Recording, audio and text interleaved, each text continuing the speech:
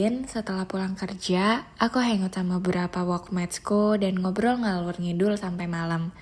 Terus, sampailah kita pada topik perihal hidup itu apa sih? Tujuannya ngapain? Intinya, apa sih yang lo mau dari hidup ini? Yang punya anak bilang tujuan hidup dia ya anak. Yang satunya masih ngerasa hidup itu nggak tahu mau ngapain. Yang satu masih wondering soal konstruksi sosial yang dia pikir nggak perlu diikutin. Kayak menikah, punya anak, dan lain-lain. Terus sampailah ke aku. Kalau lu, apa Ji yang lu inginkan di hidup ini? Tanyanya. Aku jawab, pengen bahagia. Semuanya langsung mengundurkan bahu dan bilang, yah abstrak banget. Jadi bahagia tuh emang seabstrak itu ya?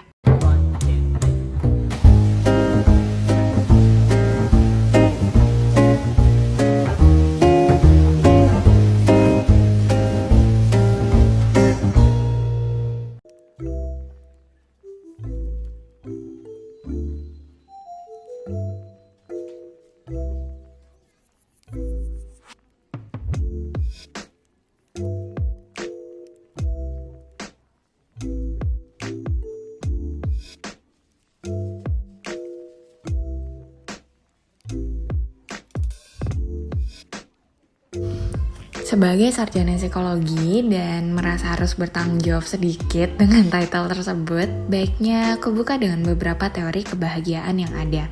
Menurut Seligman, anak psikologi pasti nggak asing sama teori ini. Kebahagiaan itu merupakan rangkaian emosi positif berdasarkan penilaian pribadi, seperti kenyamanan, kegembiraan, ataupun aktivitas positif. Sedangkan menurut Tiner, kebahagiaan merupakan hasil evaluasi seseorang yang dilakukan dengan melibatkan aspek kognitif dan afeksi, yang mana dari semua teori tersebut bisa kita tarik kesimpulan kebahagiaan itu ya hasil dari penilaian diri kita sendiri.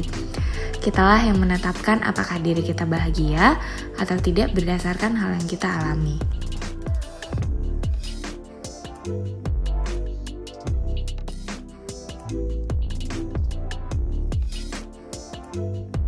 Nah, berarti memang aku salah dari awal. Aku mencari kebahagiaan, menetapkan kebahagiaan sebagai tujuan.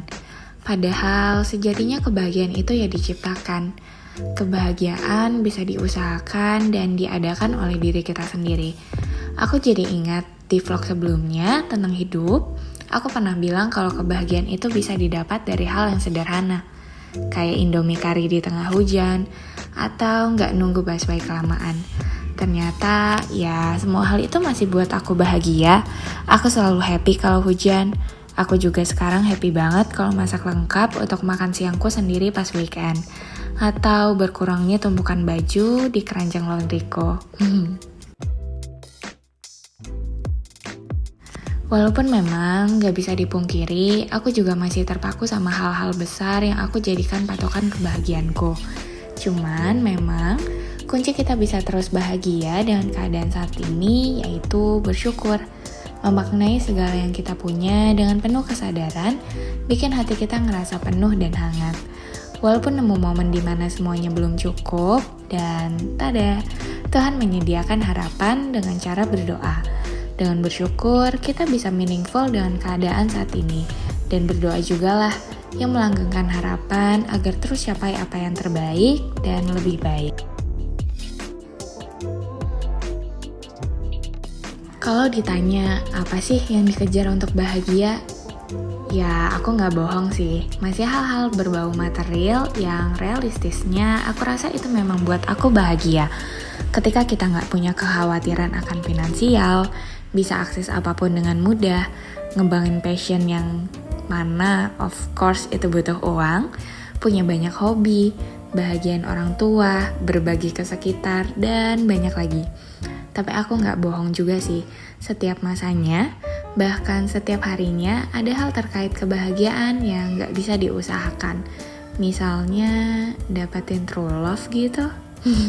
Au deh. Oh iya, aku juga sadar. Dulu, aku selalu memelihara pikiran buruk kalau aku akan sulit bahagia karena punya pengalaman menyedihkan terkait terpuruk terlalu lama. Atau selalu alamin hal yang menyedihkan atau ironik? Aku jadi mikir, rasanya aku gak bisa bahagia lagi.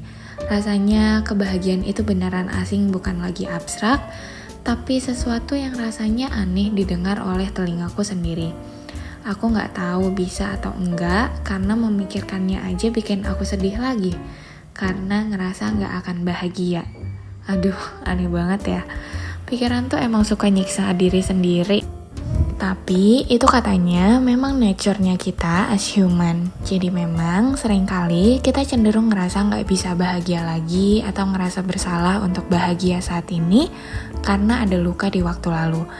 Padahal ya luka yang lalu gak mengartikan keadaan kita saat ini.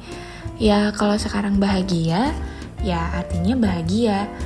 Bukan penuh kecemasan akan terluka lagi karena ngerasa kebahagiaan itu gak pantas didapatkan.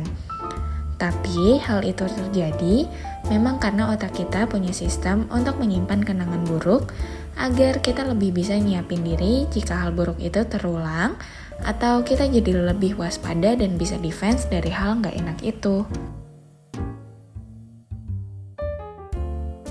Untukku saat ini, aku lagi-lagi ngerasa bahagia karena ternyata ada banyak sekali hal di hidup ini yang bisa kita gapai, kita capai, dan kita usahakan.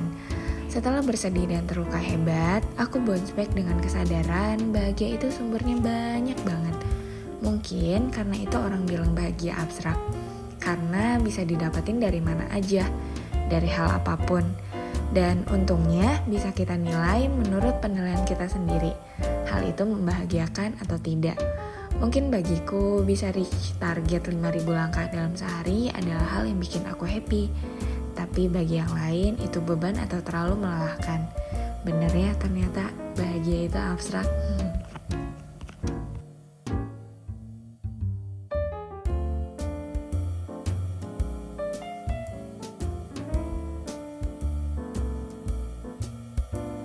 Intinya, kita harus sadar akan banyak hal yang sebenarnya ada untuk kita dan diciptakan untuk kita. Walaupun di dalamnya ada hal yang kurang baik, instead of mikirin itu terus, mendingan terus memaknai hal-hal baik yang terjadi di diri kita. Walaupun kecil dan sederhana. Kata temanku, prioritizing my pleasing, maybe that was is called. Dan kita terus memaku diri kita ke hal baik tersebut. Biar perasaan dan mood kita juga happy. Gitu deh. Kalau bahagia versimu kayak gimana?